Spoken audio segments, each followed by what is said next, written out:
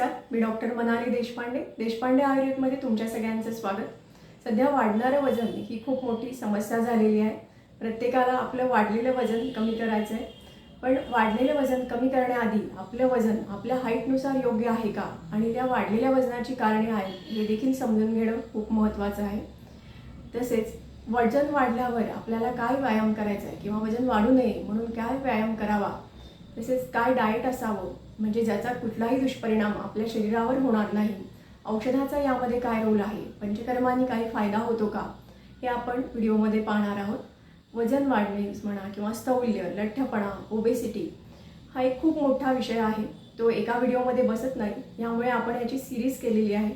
2 सिरीजमध्ये आपण हे पाहणार आहोत। आजच्या व्हिडिओमध्ये आपण आपलं नॉर्मल वजन आपल्या हाईटनुसार किती असावं आणि वजन वाढण्याची कारणे काय आहेत हे आपण आज पाहणार आहोत। यासाठी व्हिडिओ शेवटपर्यंत नक्की बघा। व्हिडिओ आवडल्यास लाईक करा, शेअर करा, म्हणजे नवनवीन लोकांपर्यंत हा व्हिडिओ पोहोचेल।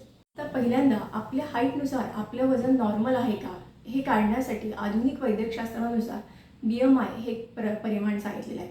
BMI म्हणजे बॉडी मास इंडेक्स। तर हे कसं काढायचं, आपलं वजन हे किलोग्राममध्ये डिवायडेड बाय आपली हाईट ही मीटरमध्ये आणि त्याचा स्क्वेअर हे असं काढलं जातं। तर सोप्या ह्याच्यामध्ये काढायचं झालं तर आपली हाईट ही सेंटीमीटरमध्ये मोजायची। समजा आपली हाईट सेंटीमीटरमध्ये 160 सेंटीमीटर आली तर त्यातून 100 वजा करायची, म्हणजे 60 किलोग्रॅम हे आपल्या वजनाचं अप्पर लिमिट झालं। म्हणजे यापेक्षा आपलं वजन जास्त असायला नको आहे। तर याचं नॉर्मल, ओव्हरवेट आणि ओबेस ही कशी रेंज आहे ती बघूया। साधारण 18.5 टू 24.9 हे नॉर्मल वेटचं रेंज आहे, म्हणजे नॉर्मल BMI आहे। तसेच 25 टू 29.9 हे ओव्हरवेट दाखवतं, ही रेंज साधारण ओव्हरवेट दाखवते। आणि अबाव 30 ही रेंज ओबेसिटी दाखवते। म्हणजे ओव्हरवेट म्हणजेच ओबेसिटी नाही, तर ओव्हरवेट वेगळं आणि ओबेसिटी वेगळी। तर आता वजन वाढण्याची काय कारणे आहेत ती बघूया। साधारण बैठे काम म्हणजे बऱ्याच जणांमध्ये ऑफिसमध्ये 8 ते 10 तास ते 12 तास बसून काम असतं।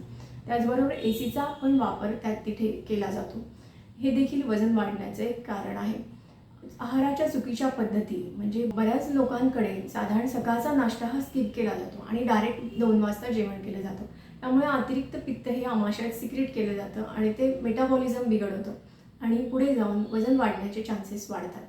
त्याचबरोबर पहिलं जेवण झाल्यावर अन्न पचायच्या आधीच दुसरं काहीतरी खाणं हे देखील वजन वाढण्याचे एक महत्त्वाचं कारण आहे। तसेच जेवणानंतर चहा, कॉफी, कोल्ड्रिंक्स, आईस्क्रीम यांसारखे पदार्थ खाणे किंवा गोड पदार्थ खाणे हे देखील वजन वाढण्याचे एक कारण आहे। अतिरिक्त गोड पदार्थाचं सेवन, वारंवार चहा कॉफी घेणे, कोल्ड्रिंक्स घेणे, फास्ट फूडचा अतिरिक्त वापर म्हणजे वारंवार फास्ट फूड्स खाणे, पिझ्झा, बर्गर, भेळ, पाणीपुरी, आंबवलेले पदार्थ यांसारखे पदार्थ वारंवार खाण्यात येणे हे देखील वजन वाढण्याचे एक कारण आहे। कमी व्यायाम आणि जास्त आहार किंवा व्यायामाचा पूर्णपणे अभाव हे वजन वाढण्याचे एक कारण असू शकतं।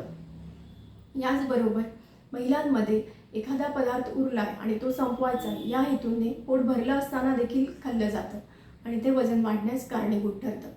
तसेच शिळे अन्न हे देखील महत्त्वाचं यातलं कारण आहे। याचबरोबर आर्थिक सुबकता म्हणजेच लक्झरियस लाईफ, म्हणजे बऱ्याच जणांकडे पडदे बंद करायला किंवा उघडायला देखील रिमोटचा वापर केला जातो। त्यामुळे कमीत कमी हालचाल होते आणि जी ऊर्जा आपल्या घरकामामध्ये यूज करायला हवी ती वापरली जात नाही। परिणामी त्याचं रूपांतर मेदामध्ये होण्याची शक्यता असते आणि वजन वाढण्याचे चान्सेस वाढतात। याचसोबत TV बघत जेवण करणे किंवा गप्पामध्ये जेवण करणे, फोनवर बोलत जेवण करणे, जेवताना जेवणामध्ये लक्ष नसणे या कारणामुळे अतिरिक्त जेवण, जास्त प्रमाणात जेवण केलं जातं आणि ते वजन वाढण्यास ते देखील कारणीभूत होतं। याचबरोबर मानसिक असंतुलन म्हणजे अतिरिक्त प्रमाणाचा ताण असणे हे देखील वजन वाढण्यास कारणीभूत ठरतं। अपुरी झोप, निद्रानाश हे देखील वजन वाढण्यास कारणीभूत ठरतं।